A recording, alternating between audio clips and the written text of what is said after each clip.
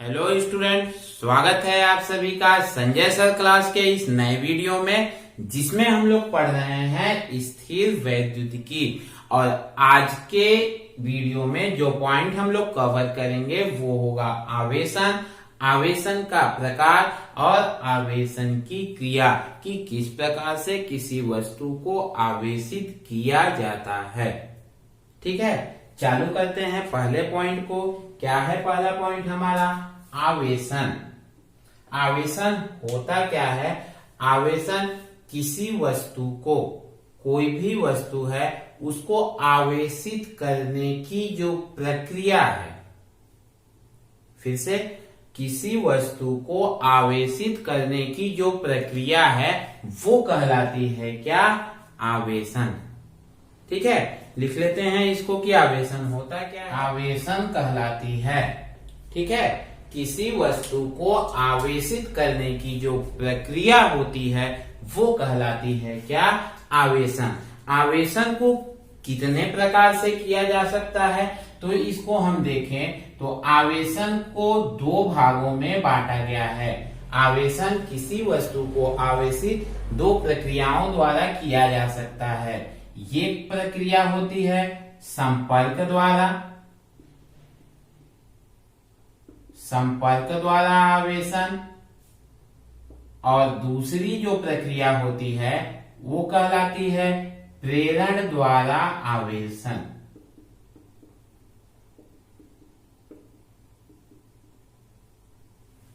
संपर्क द्वारा आवेशन का क्या मतलब होता है? संपर्क द्वारा आवेशन का मतलब ये होता है कि किसी वस्तु को टच करके, संपर्क करके उसको आवेशित किया जाता है, वो कहलाता है संपर्क द्वारा आवेशन। और प्रेरण द्वारा आवेशन मतलब कि हम उस वस्तु को टच नहीं करेंगे। जिस भी वस्तु द्वारा हम आवेशित करेंगे दूसरी वस्तु को, उसको हम किसी भी प्रकार से टच नहीं करेंगे, वो कहलाता है क्या? प्रेरण द्वारा आवेशन। और इस संपर्क द्वारा आवेशन को दो भागों में बांटा गया है। पहला है घर्षण द्वारा आवेशन,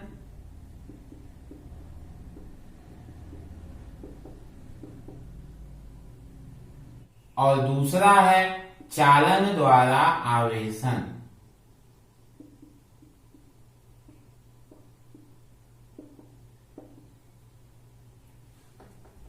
ठीक है, आवेशन को दो भागों में बांटा गया, संपर्क द्वारा आवेशन और प्रेरण द्वारा आवेशन। अब संपर्क द्वारा आवेशन को भी दो भागों में बांटा गया है। पहला है घर्षण द्वारा आवेशन और दूसरा है चालन द्वारा आवेशन। हम इस पहले पॉइंट पे आते हैं, किस पे? घर्षण द्वारा आवेशन। कि घर्षण द्वारा आवेशन होता क्या है? घर्षण द्वारा आवेशन में हम मान लेते हैं कि हमारे पास ये कोई दो वस्तु हैं, ठीक है, और दोनों के दोनों वस्तु जो हैं अभी क्या हैं? उदासीन हैं। अभी क्या है? ये उदासीन है। और जब उदासीन है मतलब इन पर कोई भी आवेश अभी क्या है? नहीं है। मतलब इन दोनों का जो नेट आवेश है वो क्या है? शून्य है। अब जब इन दोनों वस्तुओं को आपस में रगड़ा जाता है, जब इन दोनों वस्तुओं को आपस में कैसे किया जाता है? ऐसे घर्षण किया जाता है। ये मान लेते हैं, ऐसे क्या किया जाता है? इनको घर्षण किया जाता है। और जब इनको घर्षण किया जाता है तो होता क्या है कि इनमें इलेक्ट्रॉनों का जो होता है वो स्थानांतरण होने लगता है। जब इन दोनों वस्तुओं का आपस में घर्षण किया जाता है तो इनसे इलेक्ट्रॉनों का क्या होता है? स्थानांतरण होने लगता है। अब जब स्थानांतरण होने लगता है तो ये मानते हैं कि इससे इलेक्ट्रॉन निकाल के कहा जा रहे हैं? इस दूसरे, इसका नाम अगर ए दे दें, इसका नाम हम बी दे दें, तो घर्षण के द्वारा ए के इलेक्ट्रॉन निकलकर कहा जा रहे हैं? बी में जा रहे हैं। इलेक्ट्रॉनों का क्या हो रहा है? स्थानांतरण। अब जब इससे निकल रहे हैं तो इसमें क्या हो रहा है? इलेक्ट्रॉन की कमी हो रही है। ठीक है। इसमें इलेक्ट्रॉन प्रवेश कर रहे हैं तो इसमें इलेक्ट्रॉन की क्या हो रही है, इलेक्ट्रॉन की वृद्धि हो रही है। जब इसमें इलेक्ट्रॉन की कमी हो रही है तो इस पर ये क्या हो जाएगा, धनावेश हो जाएगा। इसमें इलेक्ट्रॉन की वृद्धि हो रही है मतलब इस पर कौन सा आवेश उत्पन्न हो जाएगा, ऋण आवेश उत्पन्न हो जाएगा।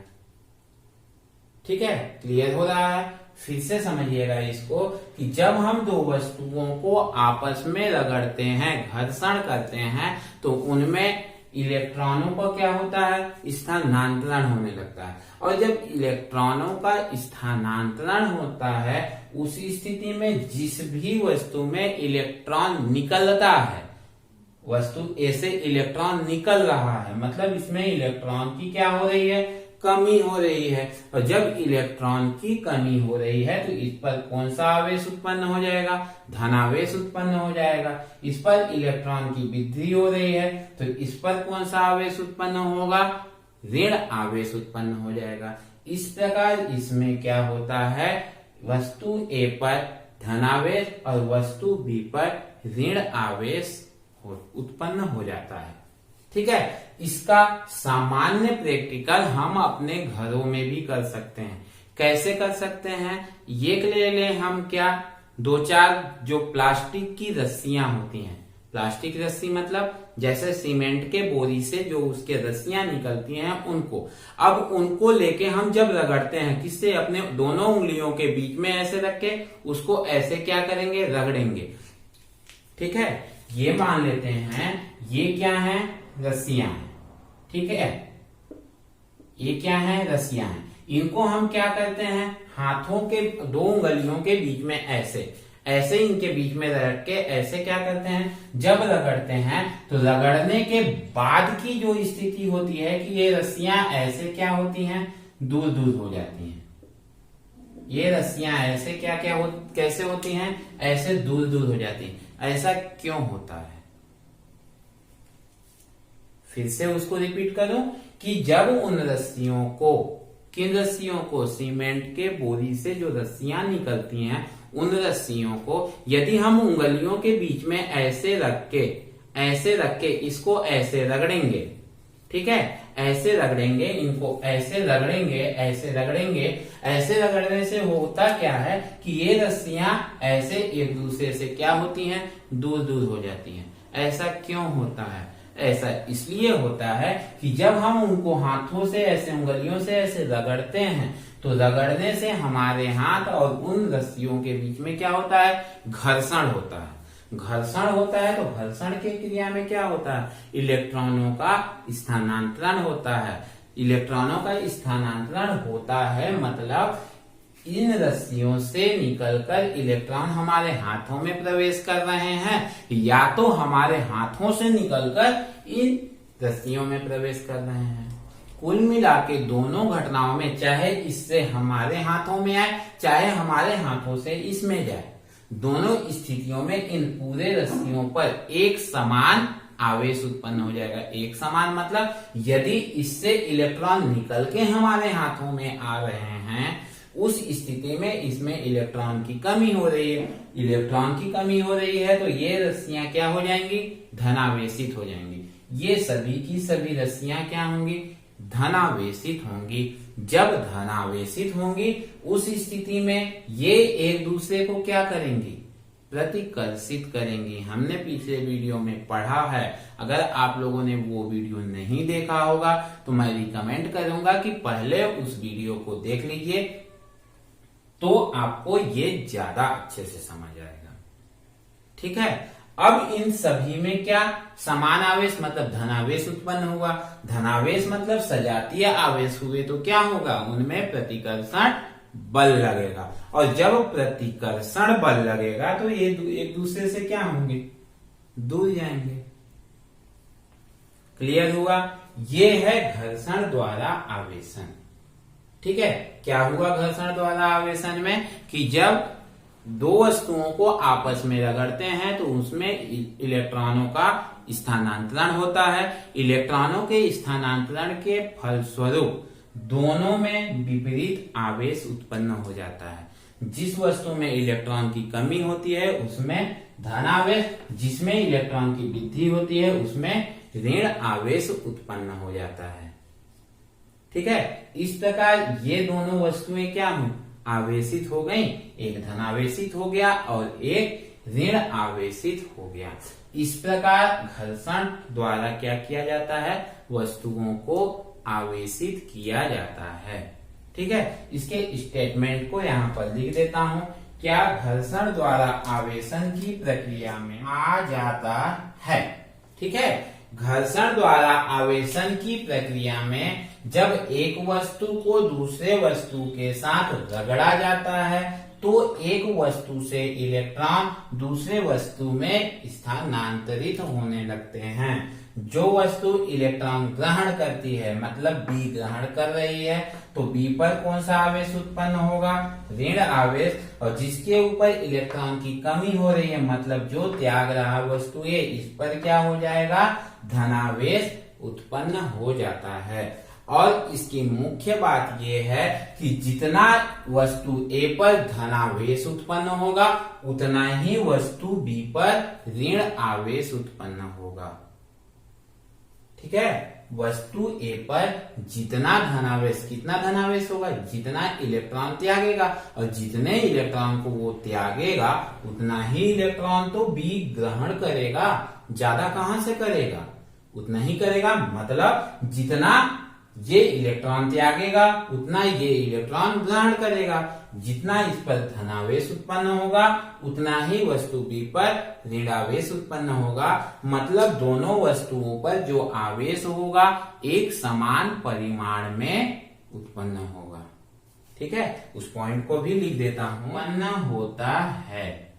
ठीक है, इस प्रक्रिया में दोनों ही वस्तुओं पर ए पर और बी पर एक समान परिमाण का विपरीत आवेश, विपरीत मतलब एक पर प्लस तो एक पर माइनस आवेश उत्पन्न होता है। ठीक है, ये हुआ क्या, घर्षण द्वारा आवेशन। अब हम लोग आते हैं दूसरे पॉइंट पे, जो है क्या, चालन द्वारा आवेशन। क्या है ये, चालन द्वारा आवेशन।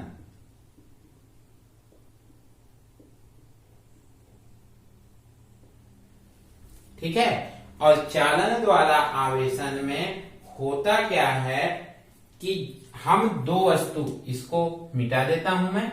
चलो, चालन द्वारा आवेशन में होता क्या है, हम दो वस्तु लेते हैं।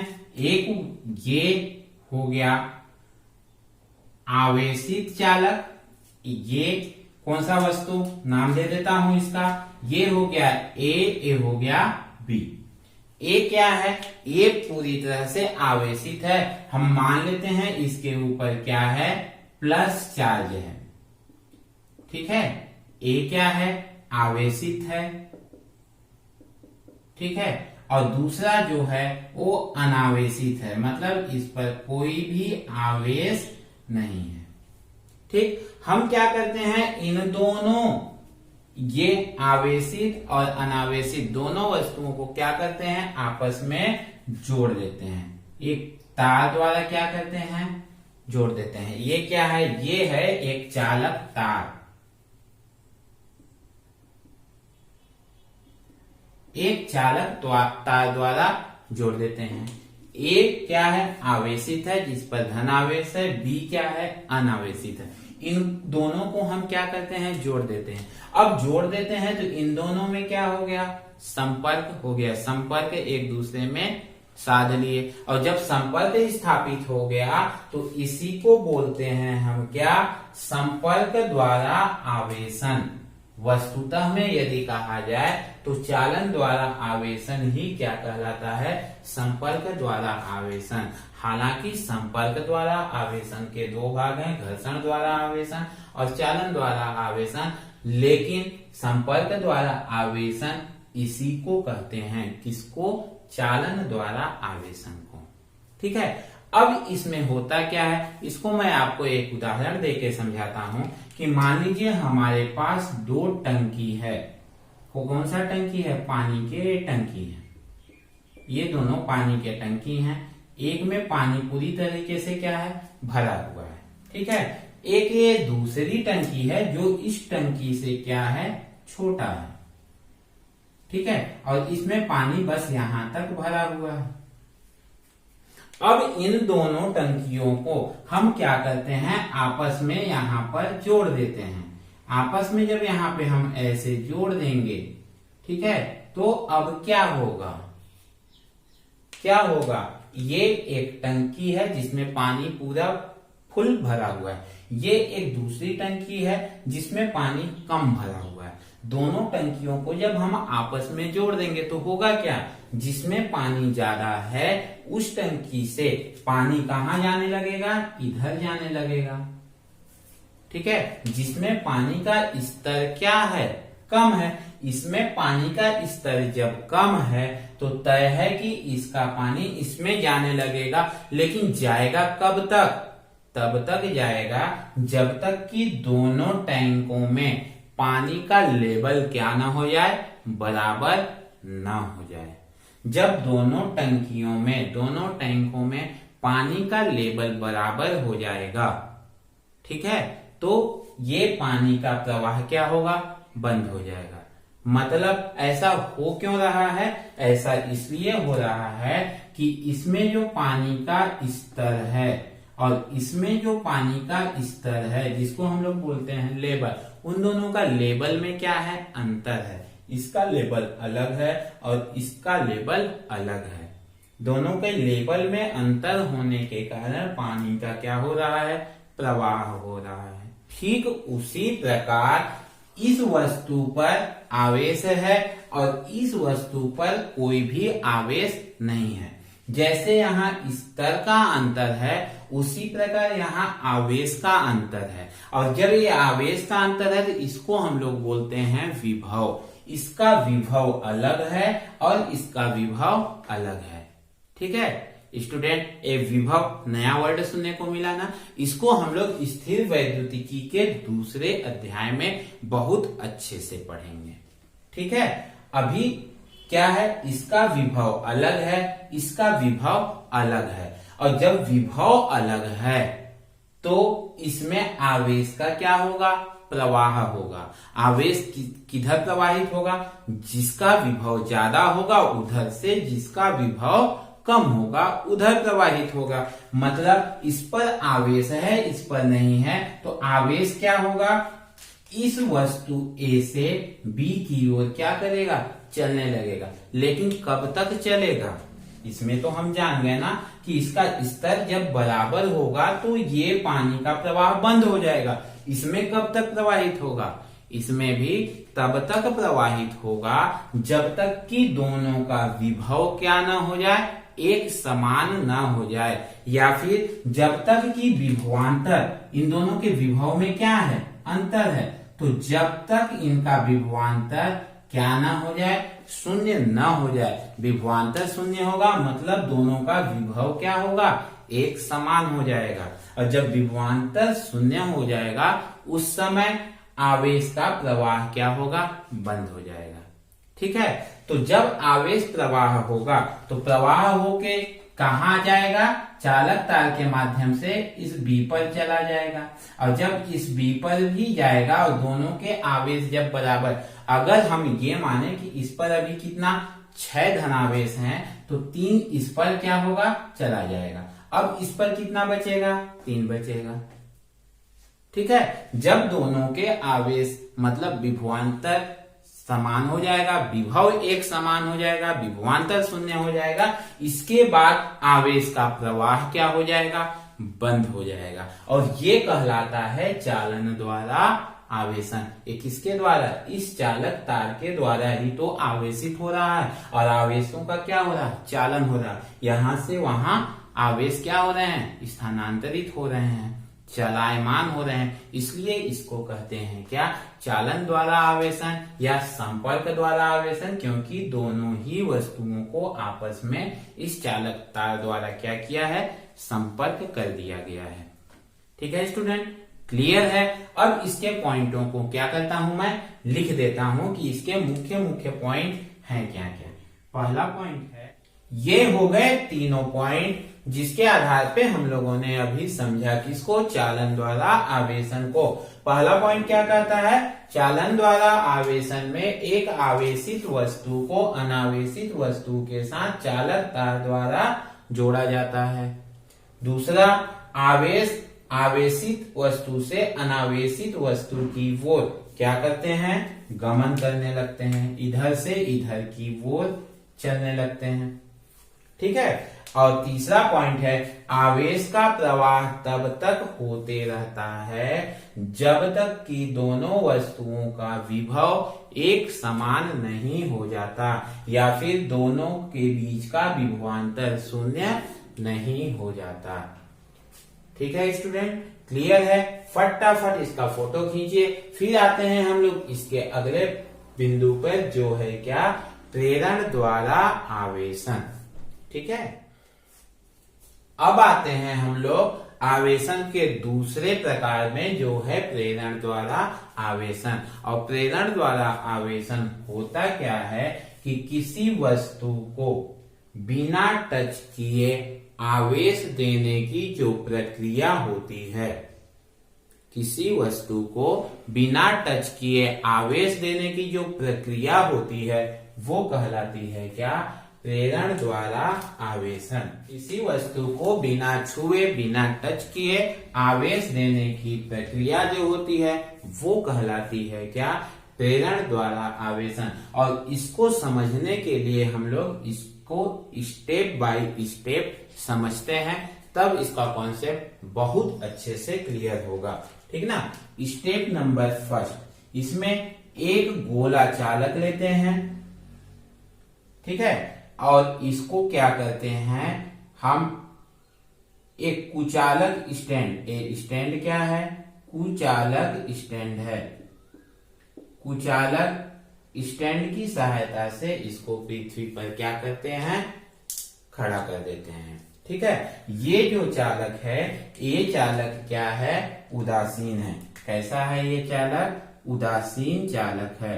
उदासीन चालक पे क्या होता है, उदासीन चालक पर कोई भी आवेश नहीं होता है। क्या ये लाइन सही है?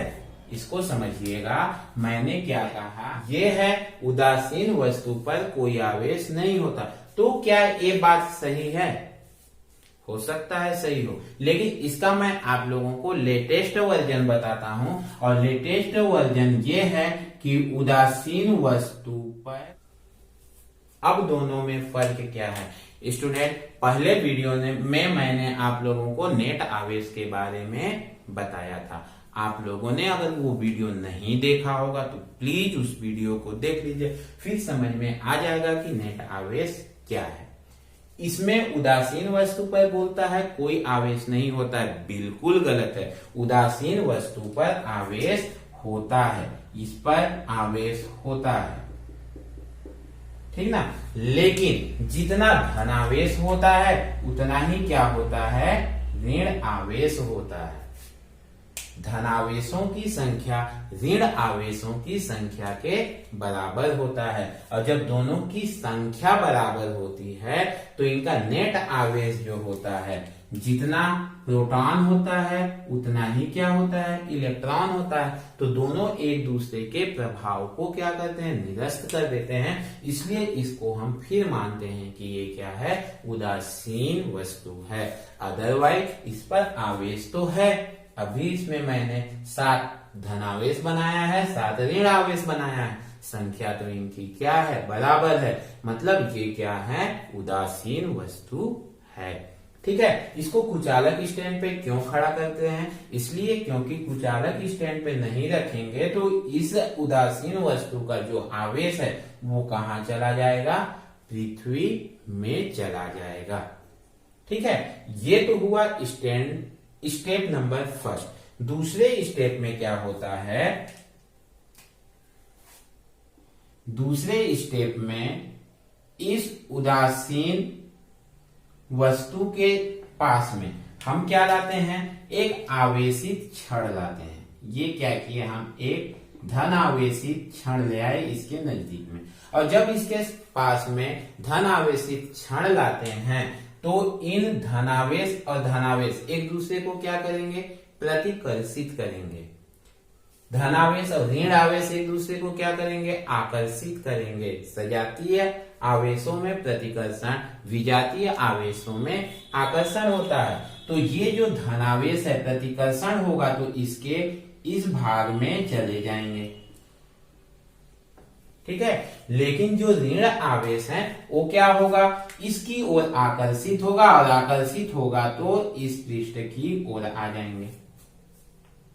क्लियर हुआ। धनावेशित कोई क्षण लाते हैं तो ये धनावेश को क्या करेगा, प्रतिकर्षित करेगा। तो धनावेश कहां चला जाता है, इधर इससे दूर चला जाएगा और ऋण आवेश इसकी ओर क्या होगा, आकर्षित होता है। ठीक है। अब तीसरे स्टेप में क्या होता है, तीसरे स्टेप में हम इस उदासीन चालक का संपर्क कहां कर देते हैं, पृथ्वी से कर देते हैं। इसको हम पृथ्वी से जोड़ देते हैं। अभी किस स्थिति में है, इस पर यहां धनावेश है, ठीक है।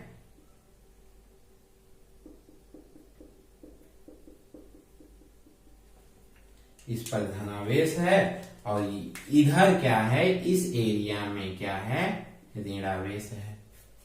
ठीक। अब हम इसको पृथ्वी से क्या करते हैं, जोड़ देते हैं। और जब इसका संपर्क हम पृथ्वी से कर देते हैं तो ये सभी जो धनावेश है कहां चला जाता है, पृथ्वी में चला जाता है।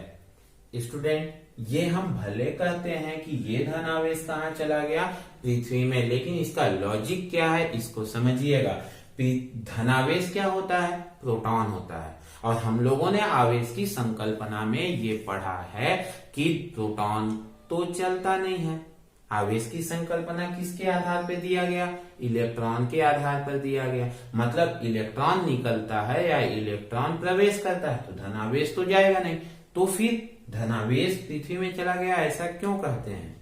होता एक्चुअल में ये है कि ये पृथ्वी से निकलकर जो ऋणावेश हैं वो कहां चले जाते हैं, इस गोले पे चले आते हैं। और इस गोले पे जब चले आते हैं तो जितनी मात्रा में ये धनावेश है उतनी मात्रा में पृथ्वी इनको क्या करता है, ऋणावेश देता है। और जब ऋणावेश देता है तो ये इन धनावेशों को क्या करते हैं, पूरी तरीके से ऐसे समाप्त कर देते हैं।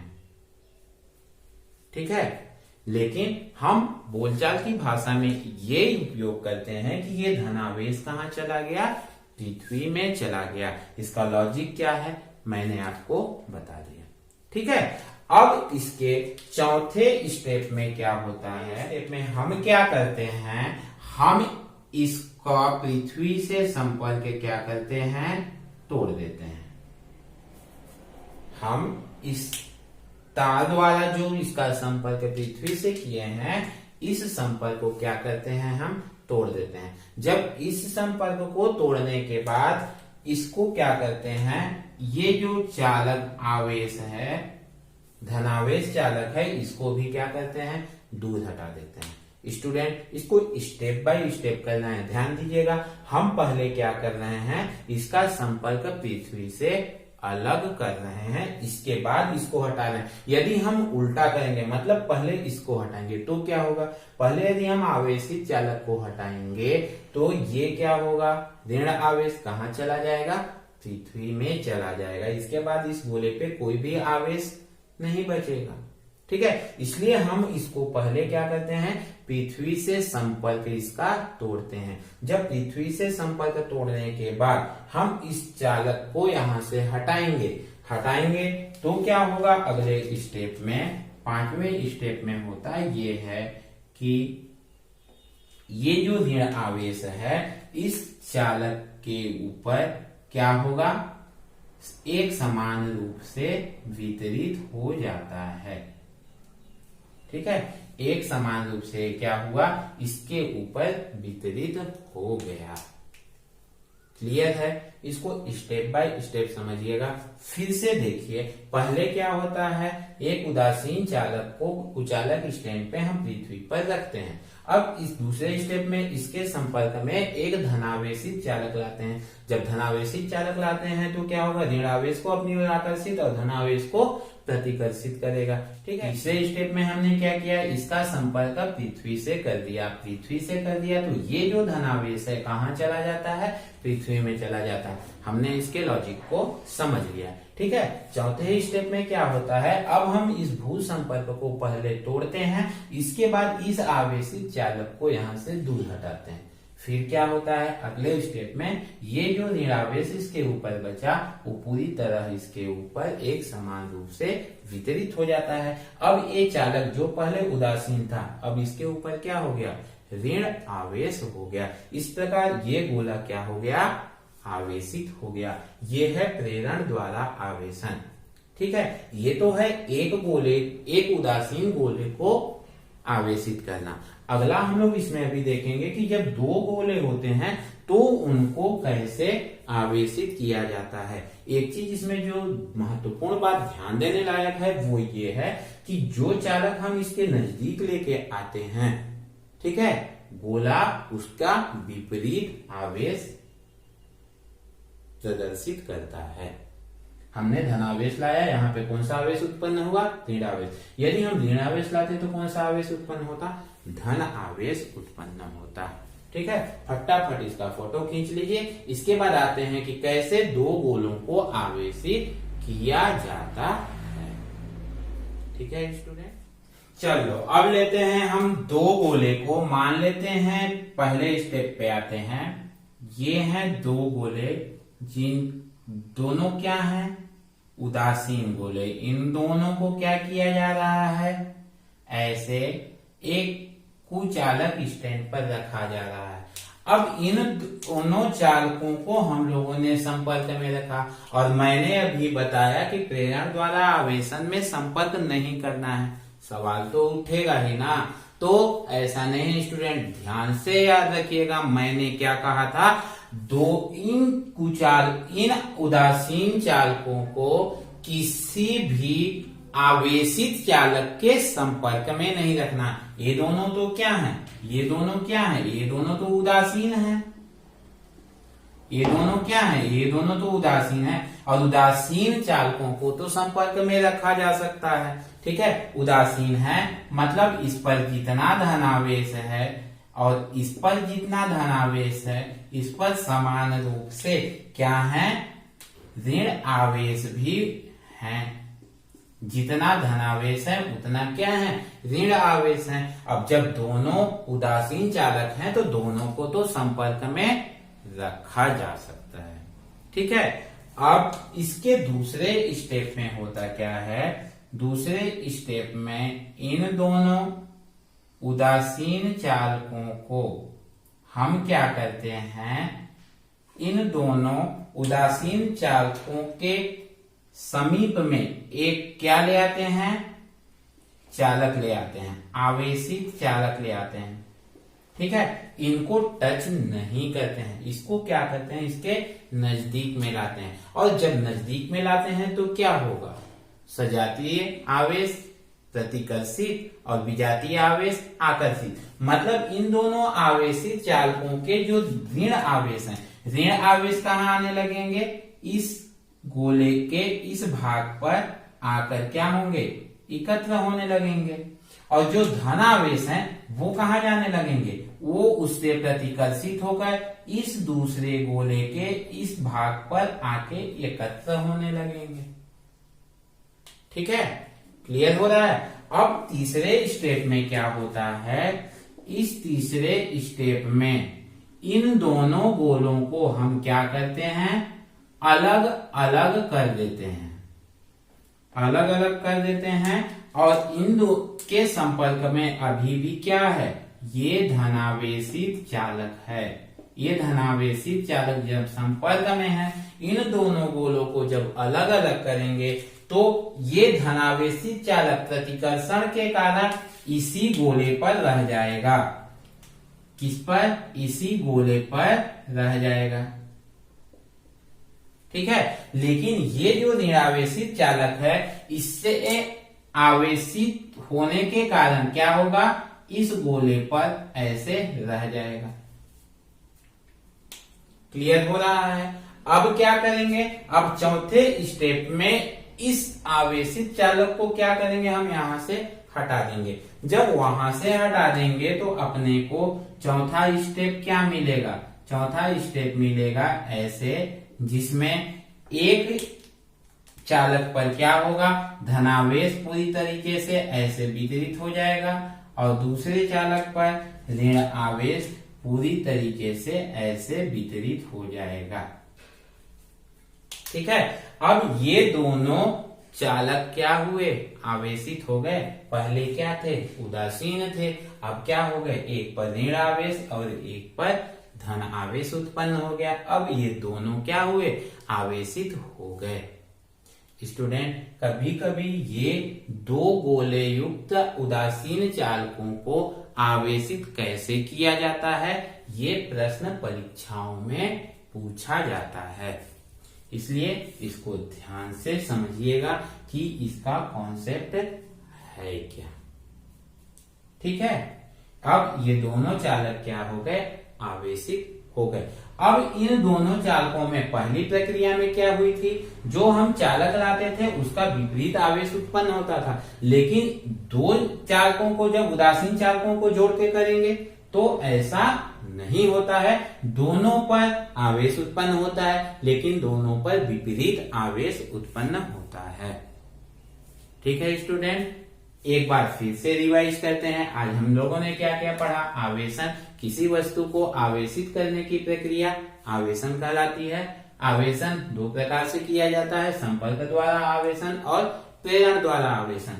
संपर्क द्वारा आवेशन को भी दो भागों में बांटा गया, पहला घर्षण द्वारा आवेशन, दूसरा चालन द्वारा आवेशन। घर्षण द्वारा आवेशन में हम लोगों ने क्या जाना, घर्षण द्वारा आवेशन में जब दो वस्तुओं को रगड़ा जाता है तो उसमें इलेक्ट्रॉनों का स्थानांतरण होता है, जिसके कारण वे क्या होते हैं, आवेशित हो जाते हैं।